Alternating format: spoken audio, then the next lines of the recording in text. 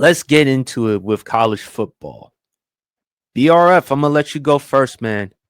What are All your right. thoughts regarding the whole Nico Iamaleava? I mean, last week he didn't show up to practice. Tennessee, they've moved on from him. I think the head coach, I can't pronounce his name. Is it Josh Herpo or Josh Heupel. Josh Hypo? He said no one is bigger than the program. Mhm. Yeah, the head coach from Miami, Mario Cristobal, said if they want to play keep out, get out. And look, my thing was Nico, his family didn't do him any good. Neither did his representation. And plus, you even heard them saying that it was bullshit. There was even reports about Nico holding out, not playing, and this was before the college football playoffs. So my thing is with Nico, he didn't handle himself well at all. Look, he's still young. He's only 20 years old. Eventually, as time goes on, he'll improve, he'll learn. And I'm all for the college players getting their money. If Nico Harrison had played at an elite level, a Heisman caliber level, I can understand him getting the exact type of money that he wanted. But he didn't play to that type of standard that season. This was his first year as an actual starter. And he didn't really take the nation by storm. I mean, if you look at Nico's numbers, and I'm looking them up right now in Tennessee, his first year as a starter, he completed 63.8% of his passes, 2,616 yards, 19 touchdowns, 5 interceptions. So we know that Tennessee, they're going to move on from Nico and they're going to go with who they have at quarterback. Nico is also being reported that he joined UCLA, but there's also reports that the deal hasn't been finalized yet and that he's making less money in NIL money in UCLA than he did in Tennessee. So this is really, really interesting. It makes no sense whatsoever. I'm confused. BRF, I'll let you go. What are your thoughts about the whole thing? Well, first off, I want to reference a video that I saw. Shout out to Champ because he posted this because I guess he got this from a tweet or whatnot. I think he ended up with a $2.2 million NIL deal from UCLA. Homeboy's only going to be taking home $919,000. Yeah, something got lost in translation along this line here. Um, I understand wanting your money, getting your money. I understand completely. But Nico Iamaleava was like he wasn't exactly a top 5 SEC quarterback to really be commanding more than $4 million in NIL money. Hell, if I'm getting $4 million in NIL money, and don't get me wrong, for a first year as a starting quarterback, 2,600 yards, 19 touchdowns, 5 picks isn't exactly chopped liver. It's not a bad season, but it's not give me more than $4 million type of numbers. It's just it's not. It's not at all. Um, and just it's kind of it's one of those things where you just have to really kind of sit back, kind of analyze the situation, and kind of talk to yourself and be like, will I really get it better than being the starting quarterback at the University of Tennessee with a long, rich history of producing really good offensive talent? I mean, like Peyton Manning, Jamal Lewis, Alvin Kamara, Dante Stallworth. You name it. Look at. We were worried about Jalen Hyatt coming out of Tennessee. He's not a terrible football player. I mean, he kind of surprised me coming out. So I mean, they put out really good offensive weapons. I mean, Jason Witten's out of the University of Tennessee. I Tennessee. mean, they put out they put out really good. They put out really good offensive talent. So I mean, it's not. So I mean, he's holding up. You know what I'm saying? He's carrying on history. He's carrying on the legacy.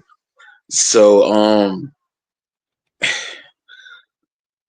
situation like this, you have to analyze, and then and it's the fact. And it's the fact that you went to a school in California where the taxes are ridiculous. The taxes are ridiculous in California. You're not gonna get money like that in California in California like you would at other states. I mean, I look at me being a Braves fan. You know, I'm still a little upset that Freddie Freeman went to the LA Dodgers. I'm a little upset at that because when you look at his contract and you look at the taxes and whatnot, he would have got more money if he stayed in Atlanta than he would have going to LA. Even though he wasn't getting as many years, he would have got paid more per year. But hey, I mean, just one of those things you have to really think about. I Nico's think situation he went to Cali. I think it has to do with the fact that he's from Long Beach.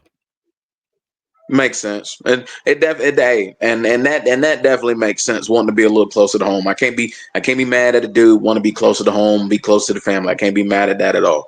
But even still, at the same situation, if you at the same time, if you're in a situation where you're trying to get your money, I mean, I understand want to be closer to home, but try to get. But if you're commanding money, get as much as you can get. I mean, I've been one of those that been like I was one of those that was high on the idea of players getting paid, especially after college coaches jump from team to team. Talking about I'm committing, I'm going to be here, I'm going to stay, and then the first opportunity comes with a bigger contract, and he just leaves, and then his recruiting class or his first recruiting class is stuck holding the bag like you said you were going to be here and you just left. And so I was kind of like, okay, well, if coaches can leave and get money and do whatever they want and just, you know, kind of leave a commitment to these players have every right to get paid.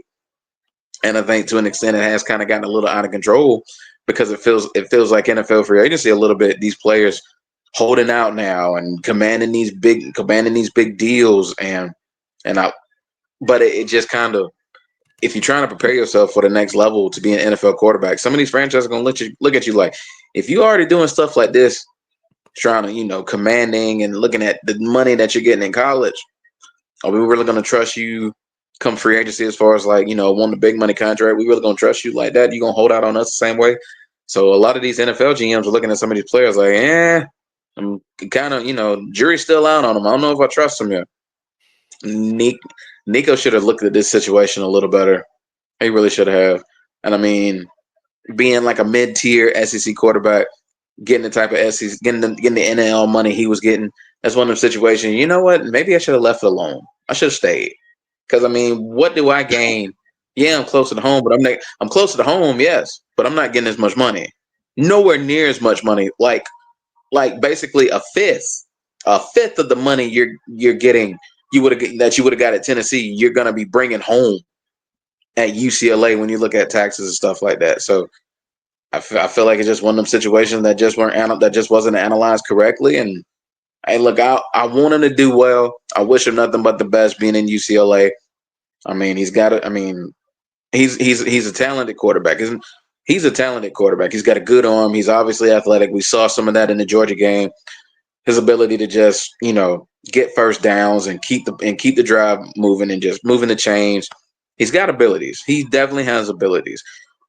What is it going to be like in UCLA moving over to the Pac-12? We don't. I mean, yeah, we don't know. We don't know what it's going to do, but we'll kind of see as his career progresses, and hopefully he continues to kind of improve and get better and make himself a household name.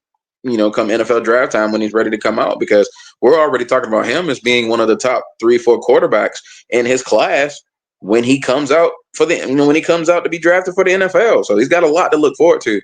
But he should have really analyzed his situation a little more and understand everybody is not going to give you the money that you would have got at Tennessee. Nobody's going to give you. They're going to analyze you. They're going to look at your numbers that you put up this past season. And they're going to say, nah, this ain't $4 million NIL money.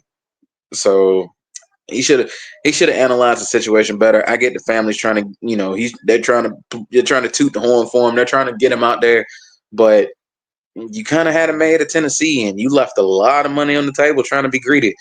And I hope other players look at this from an NIL's perspective and have second thoughts before they're just ready to jump ship and leave, thinking they can command more money. Because I am Lieva. He's not a big name, but he's recognized. He's a recognized name. You'd heard that name quite a bit this year in college football. So hopefully, other players look at this and really kind of slow down and pump the brakes a little bit before they decide to jump ship, thinking they're going to get more money at another school. So hopefully, some of these players look at this situation, think about it. Sometimes the grass ain't always green on the other side. If he were producing like a Heisman favorite, Heisman caliber level, I could understand him wanting more money. But when you had the type of season that he had last year, I cannot make the argument or case for him to get that top-notch money. Columbus, Georgia's own undisputed world champ, the 4-time college degree, the genius that he is. Columbus is a genius. What are your thoughts? You the New Jersey genius. You the only genius on here, man. But you the one with 4 college degrees. I can't. You got 101,000 people. You can fill up a whole arena with your followers, bro. You can fill up a whole arena. You can sell out shows for the next 3 days, man. You know, hey. But I digress, man. I had good people around me, and you was one of those good people. So, I mean, you're only as good as the people around you. So I thank God for the people around me, including you, man. So, hey, man, it's an accomplishment, but you know me. I don't take nothing too serious. So it's like I've done it. It's an accomplishment. But we still got a lot of work to do. Just like you said earlier, man. I can always be better than what I am now, and the goal is to get better. But I digress. But look, I'm going to take off my character hat, the real funny guy hat. I'm going to take off that hat and put on the real serious hat right about now. Let's put that on for right now. Young men, I'm going to tell you something that I tell my nephew every other day. You have to be real careful about being more happier than happy. Let me say that again. You have to be careful about wanting to be more happier than happy. You're in college. How much money do you need at this point? You're in college. My thing is this. Let's just be real. You're already getting a full ride scholarship. That's number one. Then on top of that, they throwing in $2.2 million. And like I said on another podcast, that's just the stuff that we know about. That's just the money that we know about. You can best believe some of these guys is getting other, comp benefits somewhere else too. Whether a booster gives you their car for the weekend, whether they give you their yacht for the weekend, whether your apartment paid for. That's just, these NIL deals are just the stuff that we know about. You can best believe a lot of other backside deals are occurring behind the scenes, just like it did before NIL came into fruition. Those things are still going on. You're still getting fringe benefits somewhere else other than your NIL deal. Some booster is still kicking you down some money. So you got $2.2 million in a state with no state income taxes. Yeah. $2.2 million in a state with no state income taxes. Now you go out to California and you sign a 1.75 NIL deal. But by the time they get through slashing and burning all them taxes, you down to $900. In the great words of Ice-T, you played yourself. You played yourself. You are in college, young man. I understand, like BRF said, we're not the old men get off my lawn type thing. This is not that. We want y'all to get paid. Get your money. But understand one thing. You're not bigger than these institutions. And as my father used to tell me, these big institutions did not get rich by letting guys like you screw them over. Let's just keep it all the way a buck. $2.2 million, a full ride scholarship. And like I said, that $2.2 million is just what we know about in the open. That ain't even accounting for stuff you getting off off the books, like free meals when you win a game, you go to a restaurant, they recognize who you are. People letting you drive their cars, these big boosters, people letting you use their yacht and stuff for the weekend, stuff like that. That's just the stuff that we know about. The thing is, you're still in college. 2.2 million. You are already a millionaire in college, young man. You're already a millionaire. You've already won. You've already won. So what's the point of you playing yourself and setting yourself back by asking for more money? What's the point? What did you gain? You lost more than you gained. You went from 2.2 million in a state with no federal income tax. Now, no state income tax. Now everything's out there in Cali's being slashed and burned. And that's just look, and $900 in Cali, that's not gonna take you a long way. In Cali, nah. So be careful. Like I said, all three of us, I think the board is unanimous about this. We all for these young men getting paid because coaches get ready, because coaches do this every single year. And a prime example of that I will never let go. A prime example of these coaches being just like that. Hey, I want more money. I want a better opportunity. The prime example of that would be none other than Bobby Petrino, who broke more deals than anybody else. He broke more deals than anybody. Broke the deal with Louisville, broke the deal with Atlanta, then with the Arkansas, broke that deal, ended up going to Western Kentucky and then breaking that deal. So this is not a situation where we're saying, oh, we're old, bitter men, get off my lawn. You're a millionaire in college. And although I disagree with what Cam Newton said, this is generational wealth. Do you know how many people started off with $1 million and built full empires? You're in college. You're in college. Making that the thing is, you don't need that much to live in college. Really, what NIL was about is to making sure that you wasn't playing football and you wasn't starving while you was in the process. That's what it was originally about, to make sure that you wasn't playing, for a multi-billion-dollar program and you wasn't starving somewhere in a corner somewhere late nights after the game. That's what it was to make sure of. But then they gave you more than enough. They gave you an abundance. You got Carson Beck, he just got paid $5 million by the U. So instead of just throwing you a stipend of maybe $400 or $500 a month just to make sure you can eat, you got millions a year. How much do you need? I understand you're trying to kick the family back. You're trying to do a lot of things, but guess what? How much do you really need? And you got to think about how this is going to look, just like PSP and BRF said. How is this going to look to these NFL GMs that you can't honor contracts in college? How's it going to look? Not to mention the draft stock, because again, Nico's one of the top quarterbacks in this upcoming draft 2026 draft class. And if they're going to have these types of questions or concerns about Nico regarding money, how are they going to feel bringing him to the organization? But I got a special guest on the show. Got my guy Grant. How you doing, brother? It's good to see y'all, boys. I know it's been a minute, and don't worry, I'm not dead. I'm alive. New gigs, as you could tell, new place, but it's good to be back. Looks really good, man. Boy. Yeah, boy, upgraded to the penthouse right there, boy. That look good right there. Nah. Slow your roll right now. That look real good. No. This is no. Stop it, y'all. No, what did jacuzzi y'all gonna get me. Y'all gonna get me robbed. What did jacuzzi at?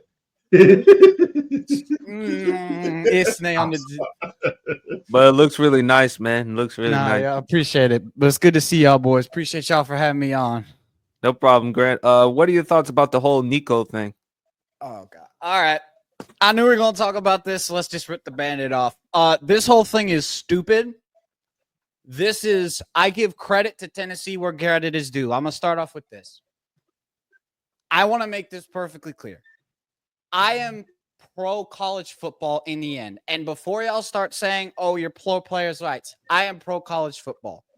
I have no problem with NIL. I want players to get paid.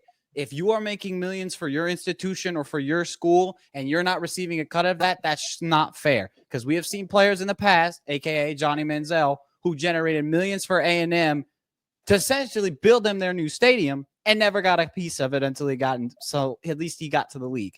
So I'm not against this. What I am against is a man who wants to threaten to hold out his team not once, but twice in the playoffs to renegotiate his deal, then wants to sit out of practice to get paid double what he already makes.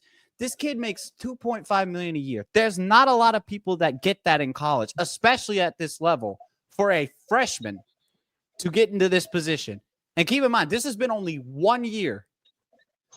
And the thing that annoys me more is this is something Josh Pate said on Twitter. And shout out to Josh Pate because I think he knows 100% about this. He said this on Twitter when the whole thing went down. He said, once again, this is college football continues to benefit everybody outside of it. The people who keep saying that, oh, this would never happen. Oh, contract negotiations won't end up like this. Oh, nobody would ever have a holdout. Yeah, it's funny how it keeps happening. Now, understand this. I love college football. I want this sport to be able to sustain itself. But we have created a system with NIL, and we have left it unregulated and unprepared. And now you combine that in with the transfer portal, where you have basically, it's wild, wild west. There's no limit. There's no God. There's a guy who I think he's currently at Texas State who's on his 6th college in 6 years and just hopped in the portal again and probably is going to go to his 7th school. At what point do we feel like that this system needs to start getting regulated more federally? Or if not federally, more strictly? Because I think the system right now is too loose. It's too far spread. There's not enough transparency. And look, I'll just be honest. Money in college football has always been a thing. The only difference now is now it's just legal. So I want this system to stay.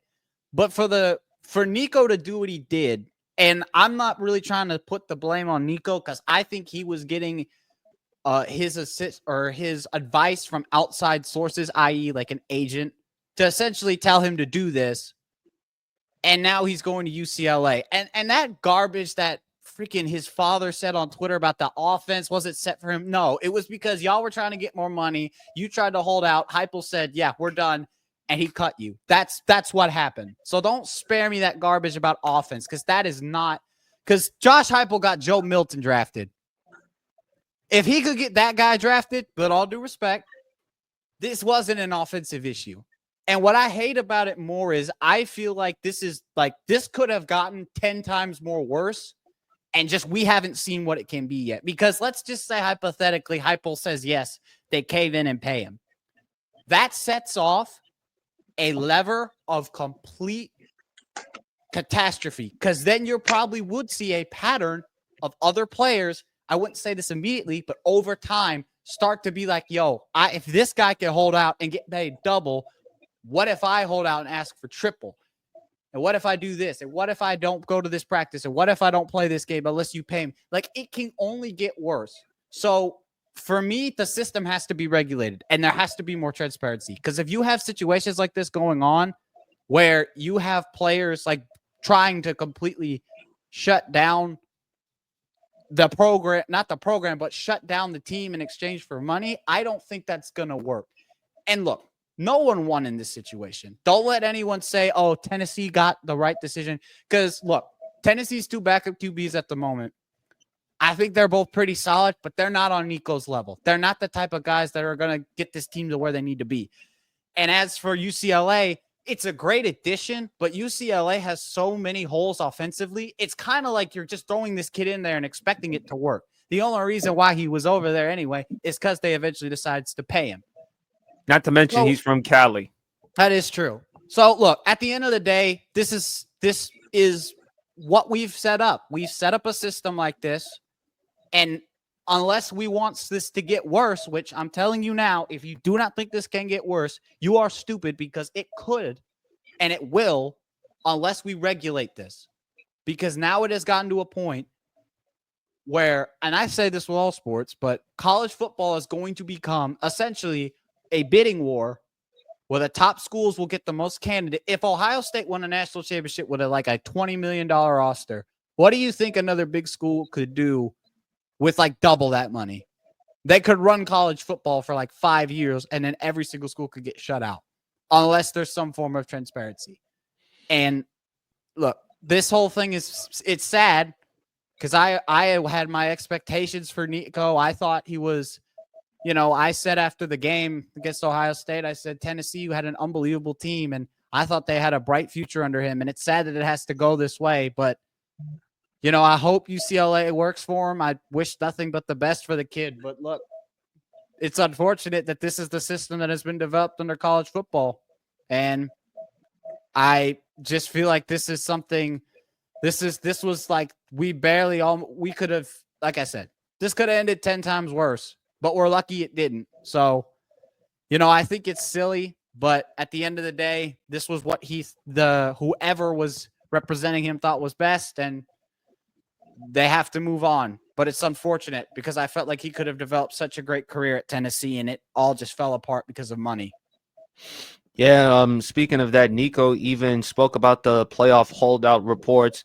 He said, damn, I tried to sit out and throw the playoff game too. These boys just make me laugh.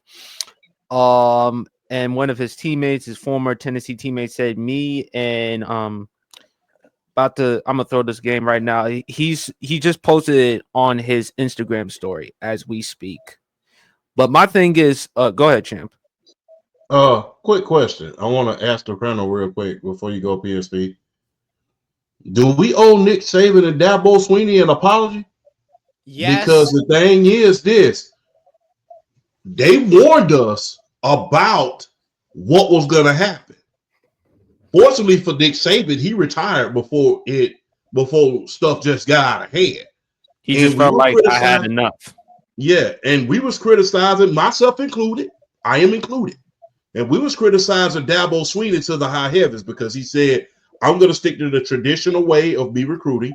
I'm not going to get involved in NIL and the transfer portal. And people was just beating him down in the media. So with this going on, now there's a lot of things that I can pile on. Now, because you got to think about this. Dabo made the college football playoff this year, doing it the traditional way. Granted, he was in and out of there like an In-N-Out burger, but I digress. But, he still made college football playoffs. And he did it the traditional way, the way he knows how to do it. He was able to win, and he was able to, get out of there.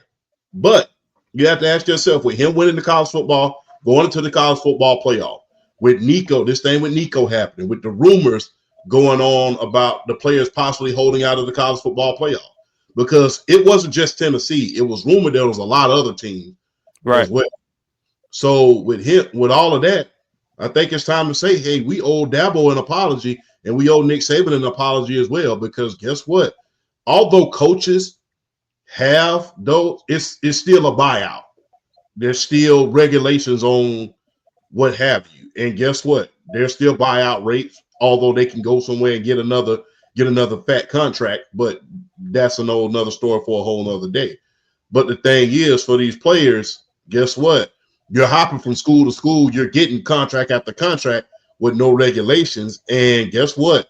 These coaches, Nick Saban and Dabo in particular, they warned us about this, but we wasn't listening because we thought they was just being selfish. So, or old heads, basically. Yeah, and like I said, we're not old heads on here saying, get off my lawn. We want them to get paid. But the thing is, it's getting out of hand at this point because the line between deserving and entitlement is being very, very blurred at this point in college football. Absolutely. Champ, look, sports, we all believe that sports should be about meritocracy. If Nico, I still keep mispronouncing his last name, but if Nico was producing at a elite level, a college football level, I don't think any of us would have had a problem with him asking for more money. But considering the type of season that he had last year, which was okay, I'm not going to say it was terrible or anything, but it was okay. It was enough in order for them to get to the college football playoffs, but still, it was nothing that stood out. He didn't have the type of season like a Cam Newton, a Joe Burrow, a Kyler Murray. He didn't have a Heisman caliber season. He didn't have the type of season that a Shador Sanders or even a Cam Ward had. If he had a really good season, if he had crazy numbers, making an appearance in the college football playoffs, I can understand Nico's argument for making the type of money. And yes, to your point, champ, we do, to an extent, I feel like we're going to have to applaud Nick Saban and Dabo Swinney and have to give them the flowers, because I thought, just like a lot of us, they were just old heads. They were just hating on the college football players getting the money. And again, still, all of us, we want these college football players to be compensated. But when you're Nico in that type of situation, fresh off your first year, playing okay or decent enough football, and you're asking for that much, he really did himself that bad, champ. And I told you before about Tennessee. That's a place with no state income taxes. That's a state with no state income taxes, making a damn good amount of money, but you go to Cali. And we all know how the taxes are in Cali. It's kind of like Jersey. Ain't that good. But I understand he probably wanted to go to Cali because, again, he's from Cali. He's from Long Beach, California. But it's going to be interesting to see how Nico's going to be. Now, again, the deal hasn't been finalized yet, whether if he's going to UCLA. But if he does go to UCLA, hey, the Big Ten football, it's going to be interesting to see how he plays there. Now, again, to your point, Grant, there's a lot of things that UCLA must address, but it's going to be interesting to see how he's going to handle that type of competition.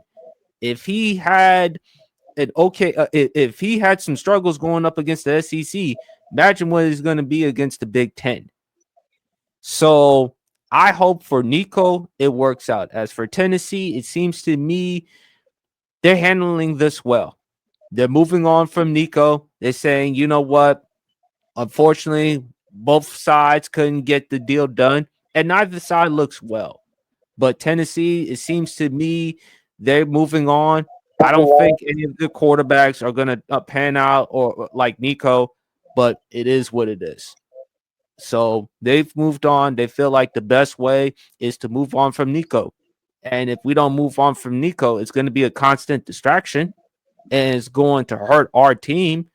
As far as what Mario Cristobal said, if they want to play keep out, get out, you did pay Carson Beck over $4 million in Yeah, NIL. he shouldn't be talking because Yeah, that's. Now go ahead, Yeah. Grant. No, I was going to say he shouldn't be talking because you paid Carson Beck $4.5 million to come there after you had already paid Cam Ward like about half that sum to come to play for a year. So that's my point. Of all people making that type of statement, and Champ, I'm sorry, you're not the biggest Carson Beck fan in the world.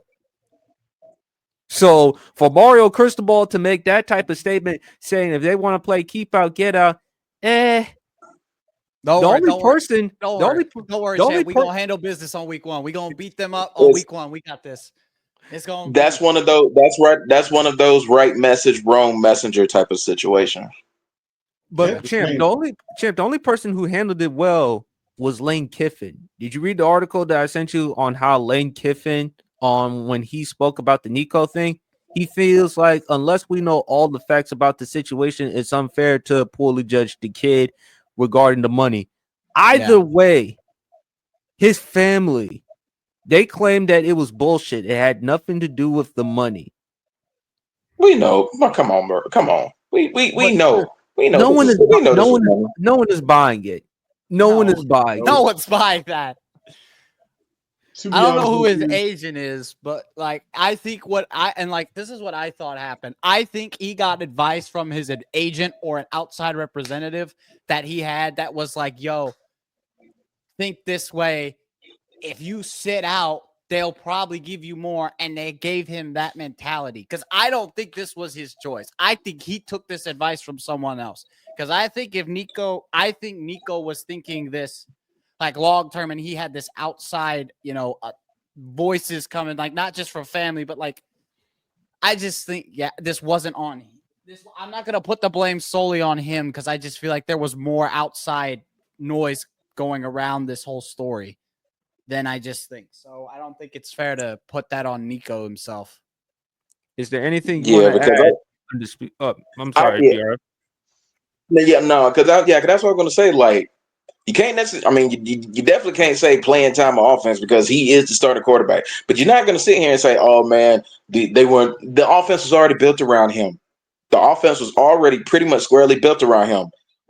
Like, you don't want to put too much of the burden on him. It's basically like let's put it this way. Tennessee got to the college football playoff having a really, really, really, really, really good running game and a sick front seven on the defensive side of the ball. Nico did enough to where, as long as Nico didn't mess up, they were straight. But at the same time, they crafted it around him with his ability to run the ball with the RPOs and the bootlegs and all that other stuff.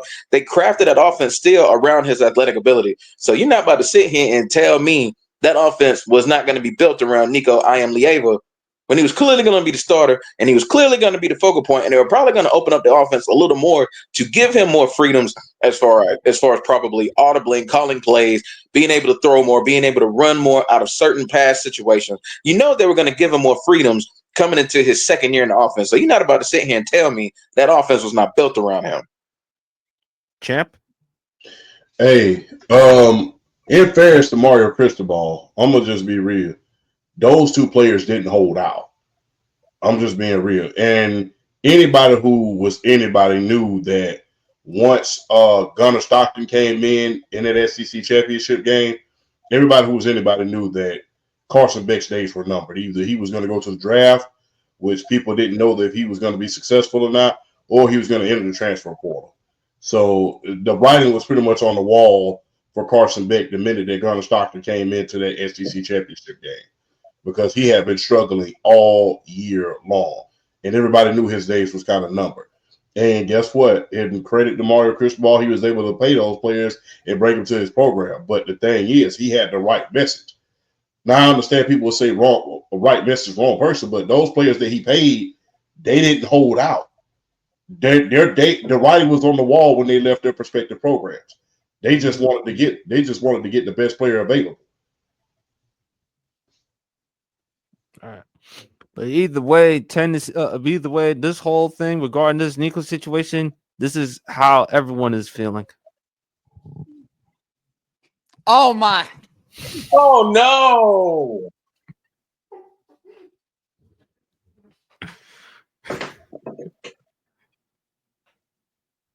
Nah. Oh God! Oh. He took the glasses off, bro. He took the glasses off, bro.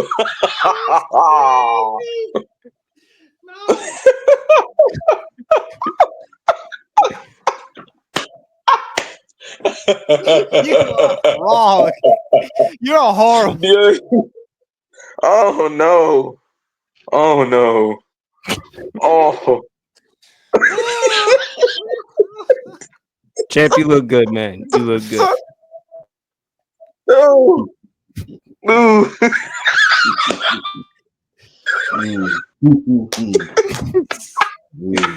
But honest, Champ had that hell no look on his face.